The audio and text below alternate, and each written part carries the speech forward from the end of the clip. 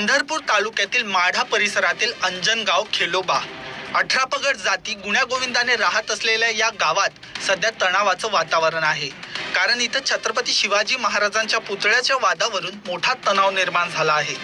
धनगर समाजाच्या ट्रस्टच्या जागेत छत्रपती शिवाजी महाराज यांचा पुतळा उभारण्यात आल्यामुळे हा वाद चिघळला।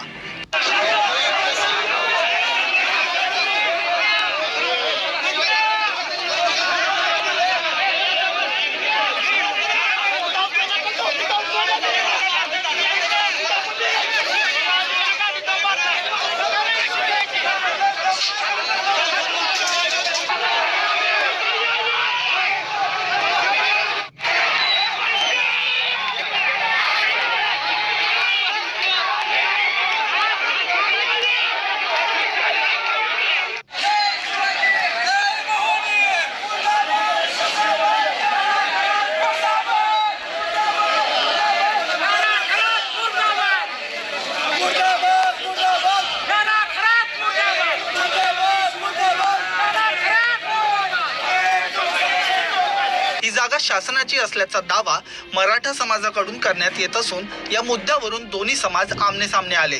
परिस्थिती तणावपूर्ण बनताच काही काळ दगडफेक झाली। जमावाला पांगवण्यासाठी पोलिसांकडून लाठीमार करण्यात आला। दरम्यान पोलिसांकडून ही दगडफेक झाल्याचा आरोप काही व्हिडिओमधून समोर येत आहे। सध्या परिसरात तणावपूर्ण शांतता असून मोठ्या प्रमाणावर पोलीस बंदोबस्त तैनात करण्यात आला आहे।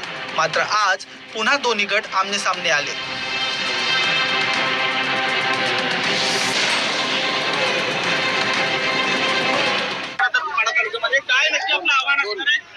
माझं प्रशासनाला आणि सर्व महाराष्ट्रातील शिवप्रेमींना एकच आव्हान आहे, हा विषय आपण शांततेच्या मार्गाने सोडू।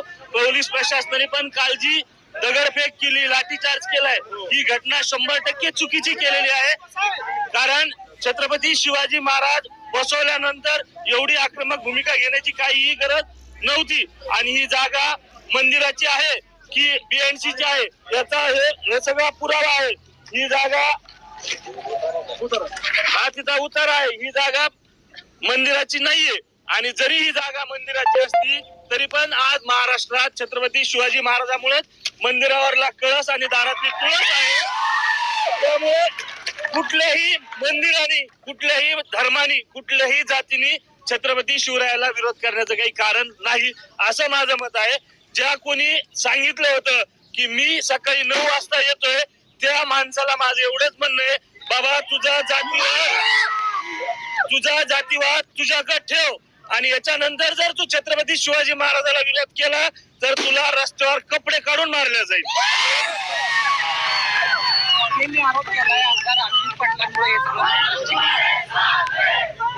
हे बघा, कुठल्या आमदाराच्या सांगण्यावरून आणि कुठल्या नेत्याच्या सांगण्यावरून आम्ही काम करत नाही।